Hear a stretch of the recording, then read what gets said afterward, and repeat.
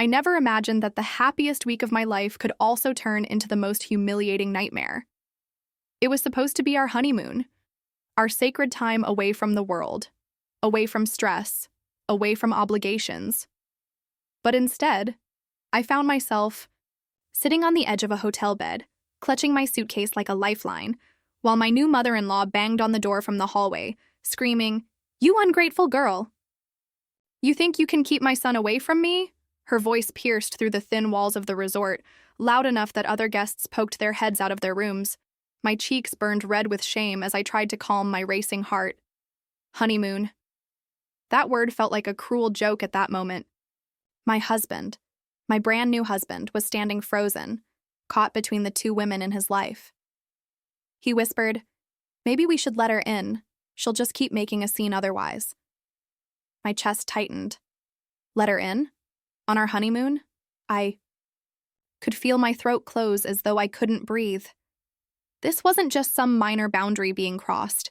This was my entire marriage being tested before it had even properly begun. And the worst part? This wasn't the first time she had tried to wedge herself between us. No. This had been brewing for months, and deep down, I knew it was only a matter of time before it exploded. The banging stopped.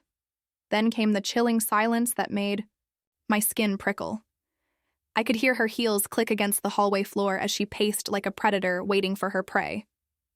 "I raised him," she hissed through the door.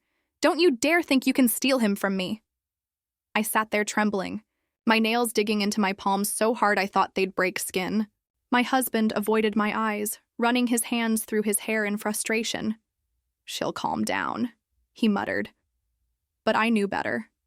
His mother never calmed down. She escalated, always. And that's when it hit me. Our honeymoon wasn't ruined in that moment. It had been ruined the second she insisted on helping us with the wedding planning. The signs had been everywhere. The controlling comments, the guilt trips, the emotional blackmail. I just hadn't wanted to see them. I could still hear her voice echoing in my mind from just weeks earlier at the rehearsal dinner.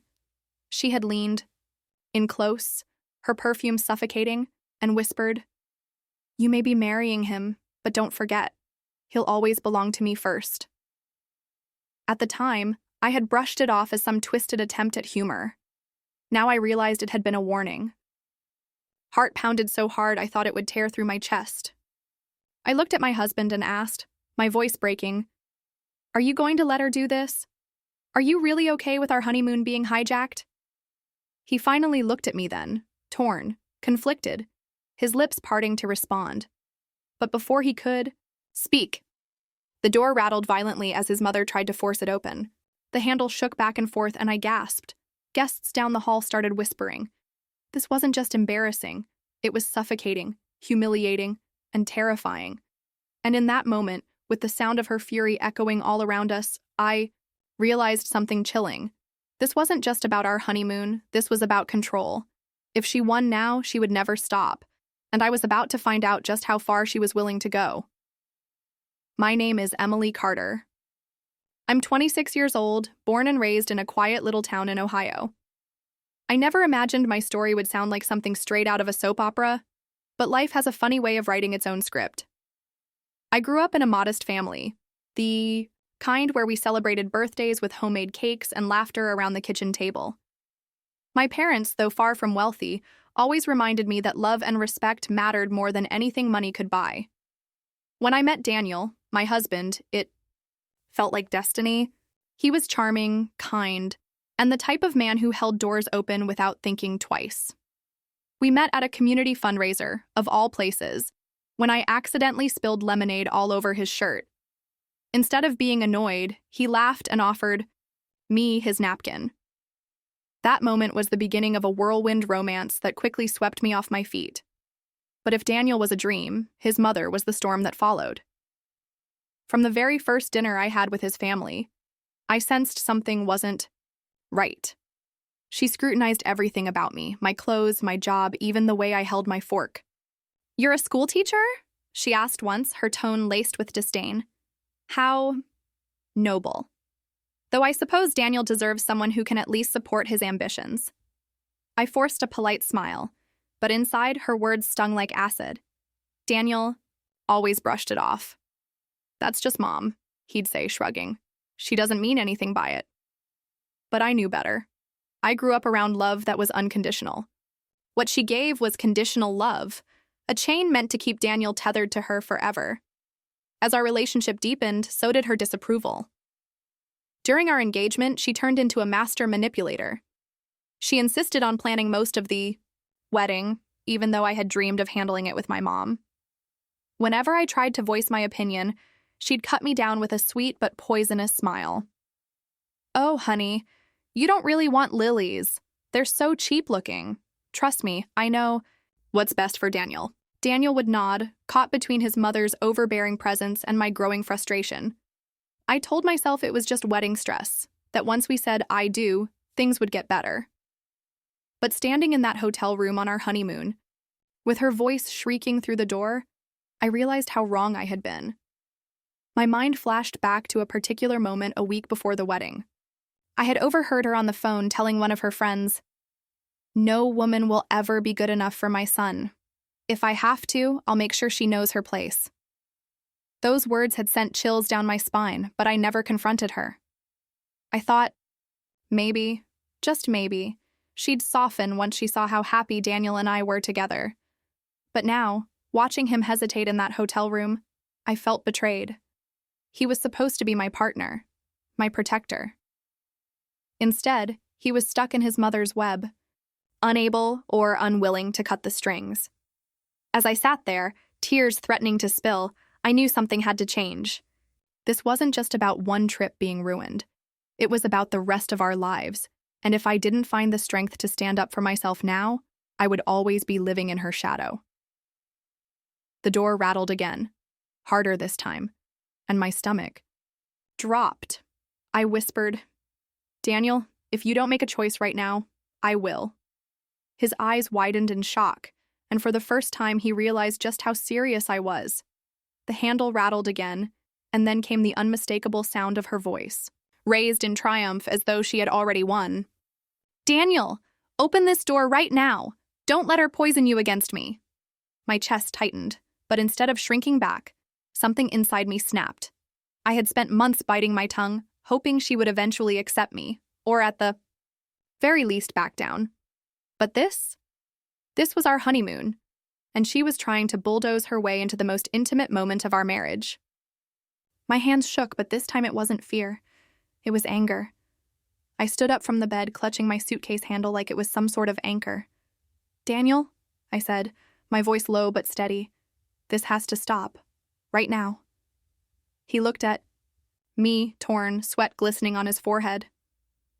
"Emily, you don't understand. If I don't let her in, she'll just cause more drama. You know how she is, she'll what?" I cut in sharply. "Embarrass us? Humiliate us? Newsflash. She's already doing that. Look outside this door, Daniel. Everyone on this floor probably knows your mother is trying to break into our room. Is that the life you want? A marriage where she dictates every single moment?"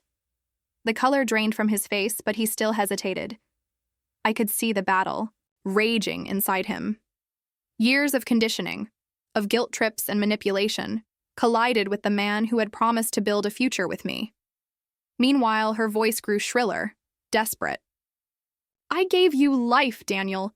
You owe me everything. Don't you dare choose her over me. I won't allow it." Her words made my blood run cold. She wasn't just interfering, she was declaring war.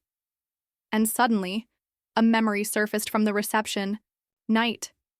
She had cornered me in the bathroom, her nails digging into my wrist as she whispered, "You'll never win. He'll always need me more than you." I had brushed it off then, thinking it was nerves and bitterness. But now, hearing her outside our honeymoon suite, I realized she had meant every word. I took a deep breath, my pulse hammering in my ears. "Daniel," I said, my voice trembling but firm, "if you open that door, you're not just letting her into this room, you're letting her into our marriage. Forever." His eyes flickered with guilt. He whispered, "She'll hate me if I don't." "And what about me?" I shot back, tears brimming in my eyes. "Do my feelings mean so little? You vowed to put us first. You vowed to protect what we have. Are you really willing to break those vows before our marriage has even begun? The silence between us was deafening, broken only by the pounding on the door. His hands shook, his jaw clenched, and for a terrifying moment, I thought he was going to cave. My heart sank into my stomach, and I prepared myself for the worst. But then, something unexpected happened. His shoulders squared, his eyes hardened, and he muttered, "Enough." He strode toward the door, and my breath caught. Was he going to open it? Was he going to finally stand up to her? Or let her win yet again? My nails dug into my palms, waiting for the answer. Daniel's footsteps thundered against the floor as he reached the door. My heart pounded in my ears, every nerve in my body screaming for me to hold him back. But I stayed frozen, my eyes locked on him, trying to read his expression. The knob rattled once more. "Daniel!" his mother barked, her voice sharp as broken glass. "Do not make me wait another second. Open this door, or I swear—" The door swung open. For a heartbeat, I thought he had surrendered. My stomach plummeted, dread crashing over me. But instead of stepping aside, Daniel planted himself firmly in the doorway, his arms stretched wide as though forming a barricade. "Stop it, Mom," he said, his voice steady, louder than I'd ever heard it. "This ends now." Her eyes widened, shocked at his defiance. Dressed in an expensive silk blouse and heels that clicked sharply against the hallway floor, she looked less like a mother and more like a queen dethroned. "Excuse me?" she snapped. "How dare you speak to me like that? Because you're ruining everything," Daniel shot back. His chest rose and fell with ragged breaths. "This is our honeymoon, Mom. Ours. You can't just show up here screaming and pounding on the door like some stalker." Her lips curled, her voice dripping venom. "Stalker? After everything I've done for you? I raised you. I sacrificed for you. And this..." She jabbed a manicured finger toward me, still sitting on the bed with wide eyes. "This ungrateful little girl thinks she can take you away from me?" I felt her gaze like daggers piercing my skin. My stomach twisted, but I forced myself to stay calm. If I broke down now, she'd win. Daniel clenched his fists. "Emily is my wife," he said firmly. "You have no right to disrespect her, not here, not ever." For a moment, silence filled the hallway. Other guests had gathered, whispering behind half-open doors, eyes darting between Daniel and his mother like they were watching a courtroom drama. I felt both exposed and vindicated, because finally, Daniel was defending me. But his mother wasn't done. She narrowed her eyes, her voice dropping into a chilling calm. "You're making a mistake, Daniel. She's turning you against your own blood. Do you really think she loves you more than I do? No one will ever love you like I do." Her words made my skin crawl. This wasn't just overprotectiveness. It was obsession. Daniel shook his head. "This isn't love, Mom. It's control. And I won't let you control us anymore." Gasps rippled through the hallway. His mother's face twisted in rage, her cheeks flushing crimson. She raised her hand as if to strike him, but Daniel caught her wrist midair. The collective breath of the onlookers hitched. "Don't," he warned, his voice low and firm. Tears stung my eyes as I rose to my feet, my body trembling with adrenaline. For the first time, I wasn't just watching him struggle. I was ready to stand beside him. "Mrs. Carter," I said softly but firmly, "we're not asking for your approval anymore. We're asking for your respect. And if you can't give us that, then maybe it's best you go home." Her eyes snapped to mine, blazing with hatred. For a second, I thought she might lunge at me. Instead, she yanked her arm free and hissed, "You'll regret this. Both of you." She turned sharply on her heel, storming down the hallway, her heels striking like gunshots. Daniel closed the door with a heavy sigh, his back pressed against it. He slid down until he was sitting on the floor, his hands covering his face. "God, Emily," he whispered, "I think I just made everything worse." And deep down, I knew he was right. This was only the beginning of a much bigger war. The silence in our room after she stormed off was almost worse than her screaming.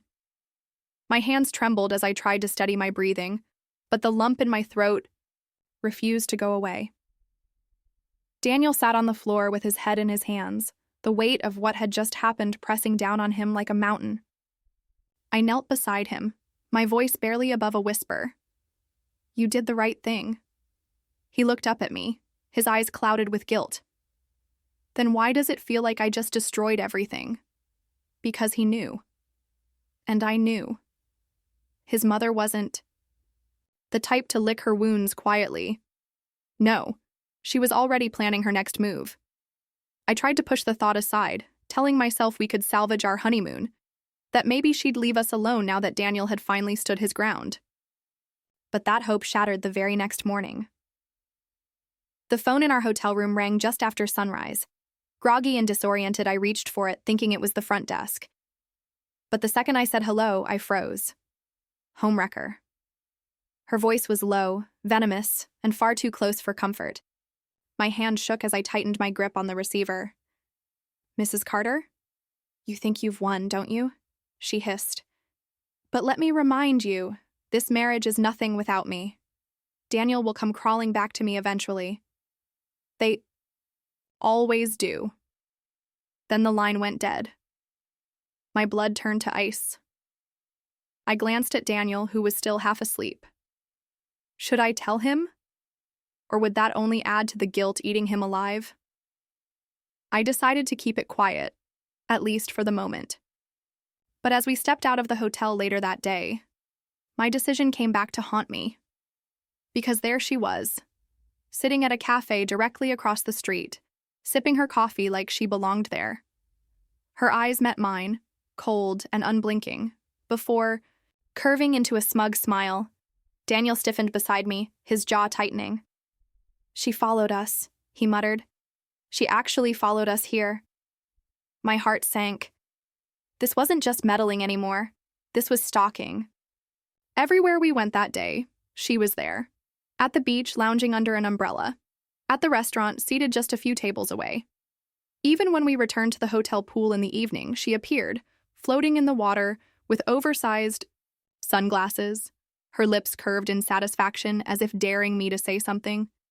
I felt trapped, suffocated.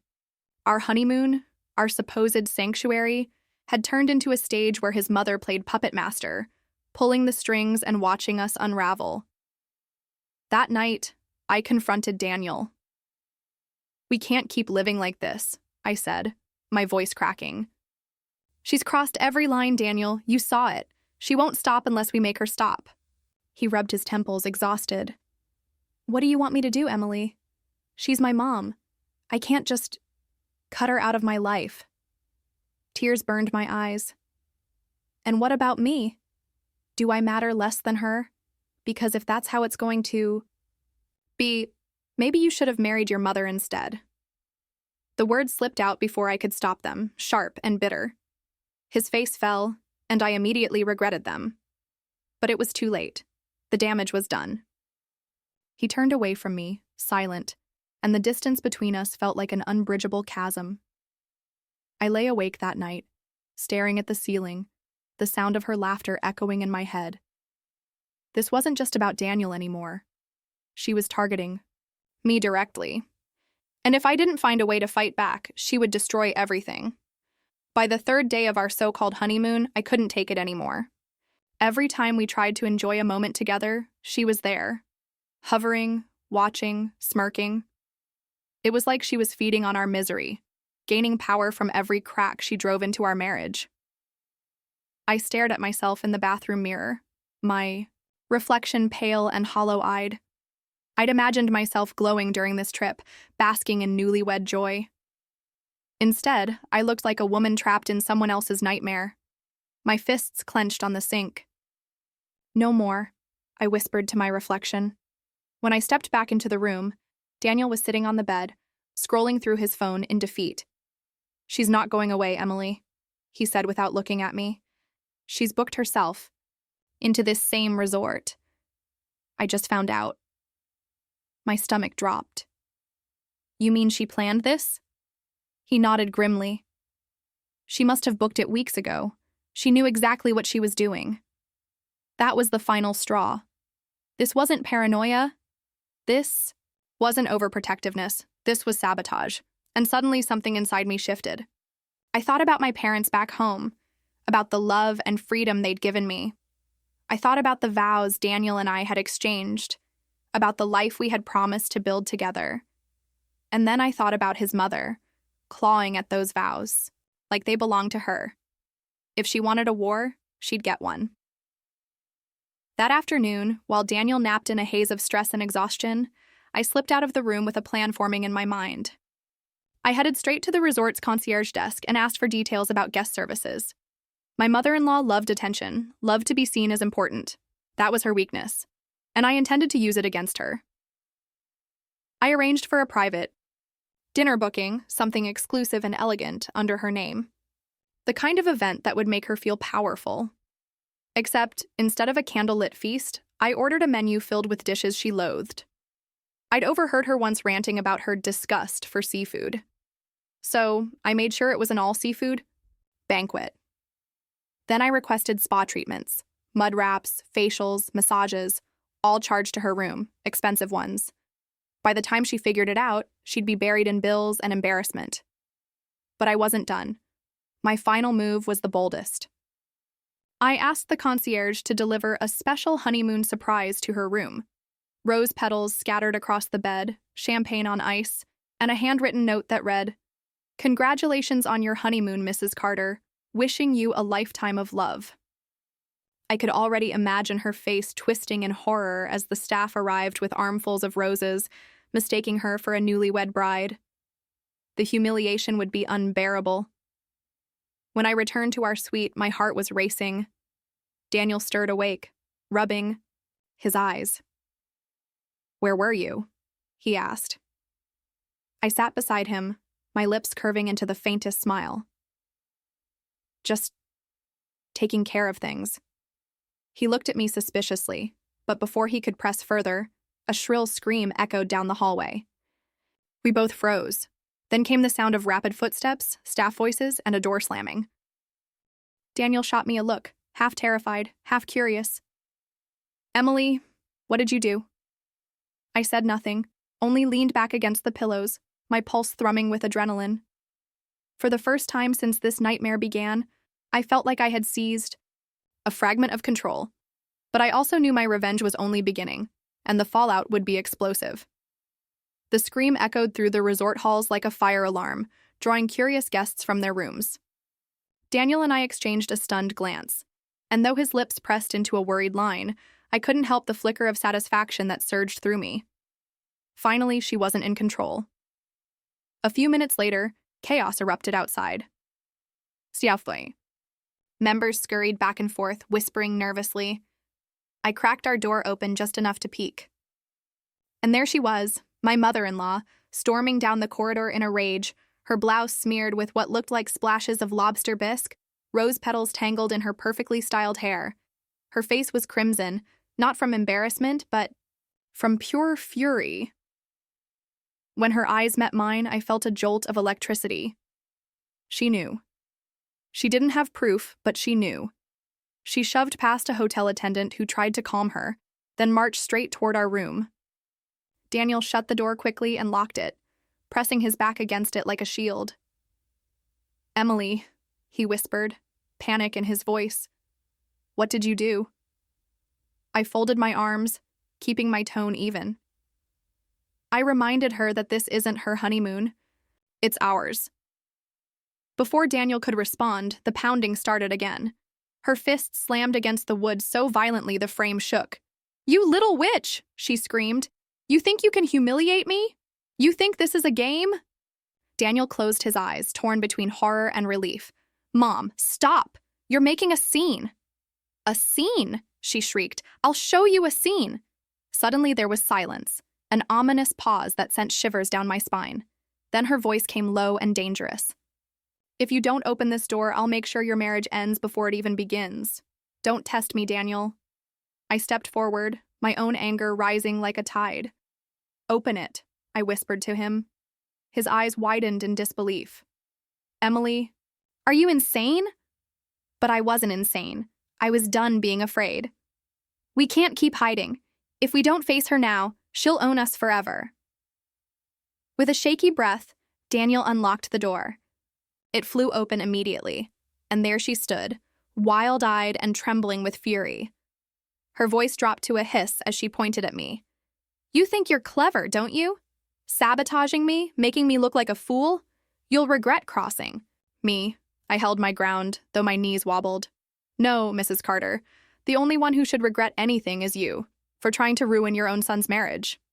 Her jaw dropped at my defiance, but Daniel stepped between us, his voice firm. Mom, this is it. I've let this go too far. You don't get to threaten my wife anymore. If you can't accept our marriage, then maybe you don't get to be part of our lives at all. The words hung heavy in the air. I saw her flinch as though he had struck her, her breath catching in her throat. For the first time, she seemed unsure of herself. Daniel, you don't mean that, she whispered. But he did.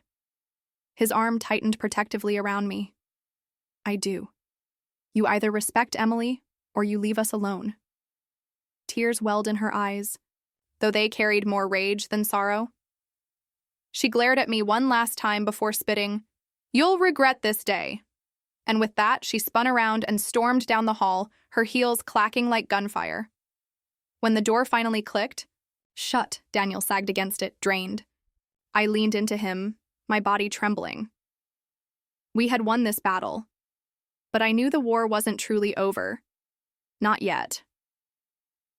The next morning, the air in our suite felt different, lighter, though still heavy with the echoes of what had just happened. I woke, up early, sunlight spilling through the curtains, and for the first time since our wedding day, I didn't feel like a guest in my own marriage. I felt like a wife who had fought for her place. Daniel stirred beside me, his hair messy, his eyes heavy with exhaustion. Do you think she'll actually leave us alone now? He asked, his voice soft, as if he didn't want to shatter the fragile peace. I thought about it for a moment, then shook my head. No, not completely. But she knows we won't let her walk all over us anymore. And that changes everything. He reached for my hand, squeezing it tight. I should have done this sooner. I should have defended you before it got this far.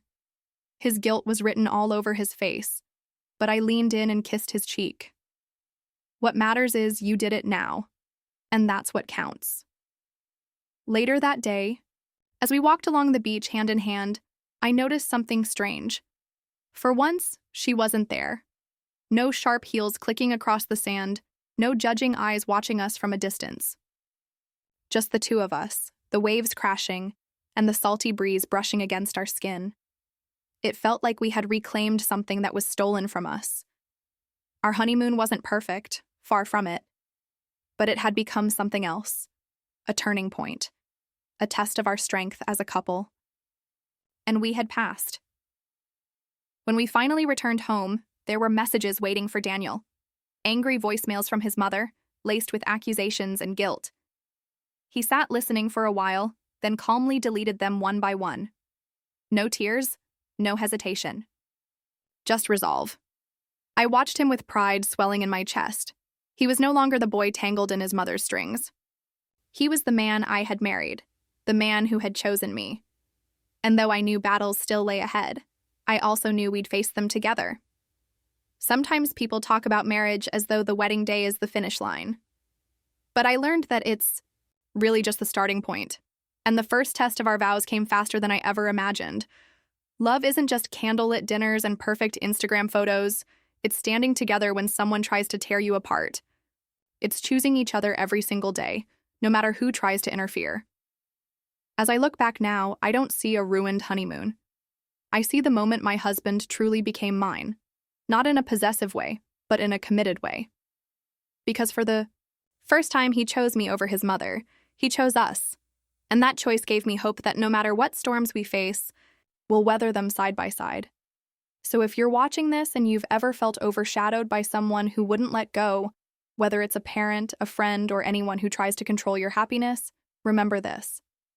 You have the right to set boundaries. You have the right to demand respect. And love, real love, is about fighting for each other, even when it's hard. If you've made it this far into my story, thank you for listening. I'd love to hear your thoughts. Have you ever dealt with an overbearing in-law or someone who tried to sabotage your relationship? Share your experiences in the comments below.